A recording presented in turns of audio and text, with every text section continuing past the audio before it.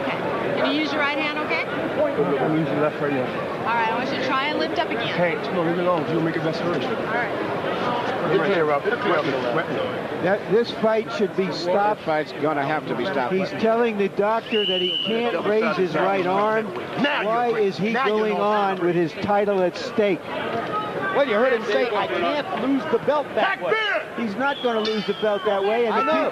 I don't understand why he said it. The people in the corner are not giving him the proper instructions.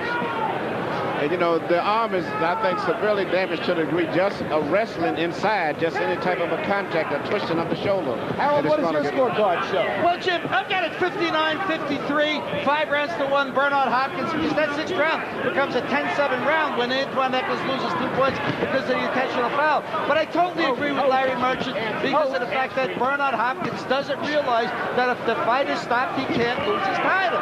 I mean, I think Larry's right. He just thinks that if the fight gets stopped, he loses. That comes from his anger at the system. He threw a right-hand punch. Yeah, He threw 2 good right hands. You know, Jim, we've talked about his anger at the system. Yep. And he's afraid that somehow the system will do him in if he doesn't fight his way out of this. He expects to get cheated. It's his mindset from the beginning. I don't think he's educated or aware of the rules, actually, and what would be in effect in case the fight was stopped. Yeah, but he's supposed to have cornermen who do know the rules. He's throwing the right hand freely now. Looking all right doing it. There's a big left hand by Hopkins. And there's a right hand over the top by Echols, and Hopkins counters with the right again and pounds away to the body. This is getting very interesting now.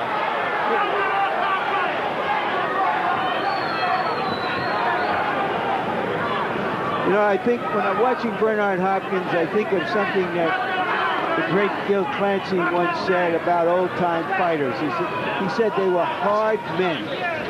Hard on the inside. And Bernard Hopkins is a hard man. This is a very impressive fight for him, I think, to the public. Four more right hands by Hopkins, and the last one stunned Antoine Echols. Well, I guess we don't have to worry that his arm's going to fall off. Echols throws Hopkins down. Hopkins looks at Tony Weeks. Weeks is going to let that one go. Now Echols stands in the corner as though disgusted with something. Why should he be disgusted? He didn't get penalized for that. He probably was thinking he was going to take another round from him.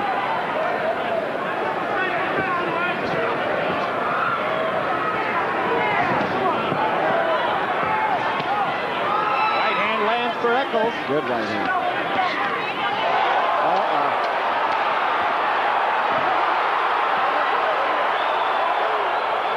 A knockdown for Hopkins. With the left hook. With the left, yes. Something that he wasn't looking for. No one. Okay, here we go. Round 7 comes to a close, and Bernard Hopkins' lead in the fight gets bigger. This is turned out to be a very exciting fight. How you doing? He's all right. He's all right. He's fine. Listen, you're doing good when you're jabbing. When you're setting up with the jab, you're doing great. You're doing great. You understand? Okay?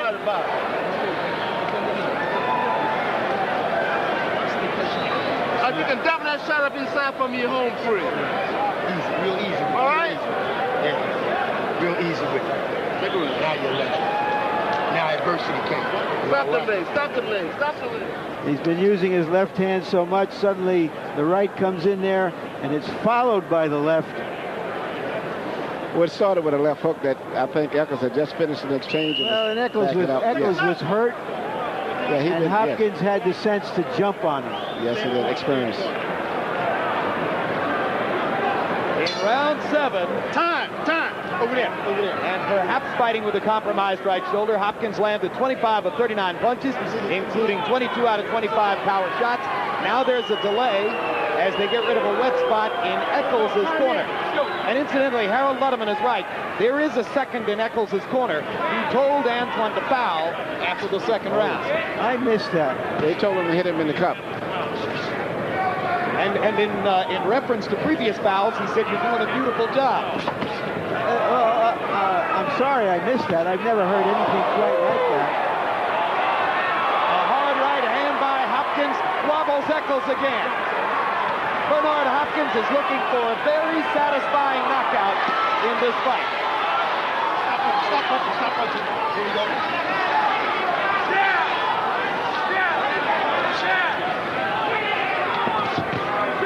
Big right hand by Hopkins coming up from the bottom.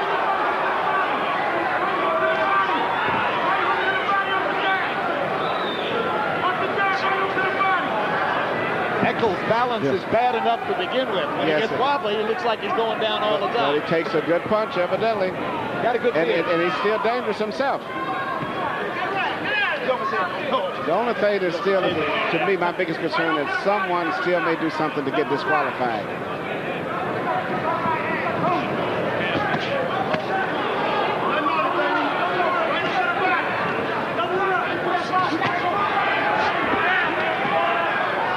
Stop punching.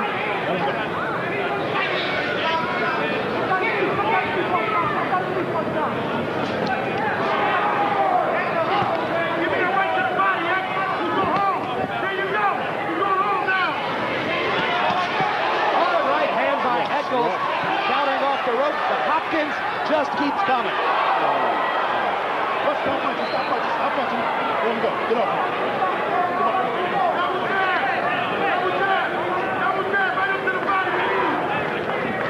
That's probably the most discouraging thing that's happened to Echols in the fight, to finally get a right hand in. And the next thing that happens, he gets hit by a right hand. Both guys are still punching with tremendous firepower this late in the fight, especially at the pace that they're going, which is a little bit unusual. And both guys are dangerous. Both guys are strong. Both guys are pretty well conditioned. And they don't like each other with the dance. They don't like each other. Stop punching. I can't. Stop punching.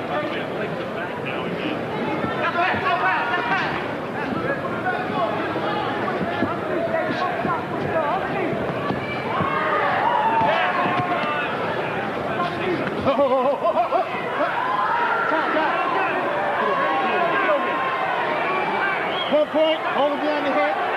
1 point, hold him behind the head. 1 point, hold him behind the head. Now listen to me. Let's cut this out. Fight like a champion. Here we go. Time in. Let's go. Well, if Tony Weeks thought he had a challenge a week ago handling David Reed's battle with Karina Garcia and a lot of low blows, he had no idea what he was in store for tonight. This has been something. It just never stops. Nope. There have been a cavalcade of oddities from the beginning of the fight. You're in control. You're in control of this fight. All right? Round one. Antoine Echols hits Bernard Hopkins after a break. Just there. Round two. Bernard Hopkins hits Antoine Echols in the back of the head. Right there. Round six. A viciously upset Echols body slams Hopkins in a neutral corner. 28 seconds into the round. And at the time, seems to injure Hopkins' right shoulder. But Hopkins keeps fighting. And in round seven, Bernard Hopkins knocks Echols through the ropes and out of the ring. What else?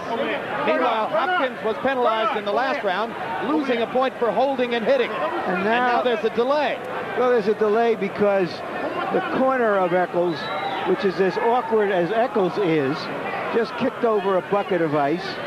I don't know who had advised him to foul Hopkins early in the fight. He ought to be fined. This is big-time professional boxing, and I'm just afraid that these guys aren't up to the task, although Echols is certainly a dangerous fighter. Okay, here we go. Time in. Both of these guys are so emotionally charged up into this fight, they don't need any encouragement towards doing anything illegal.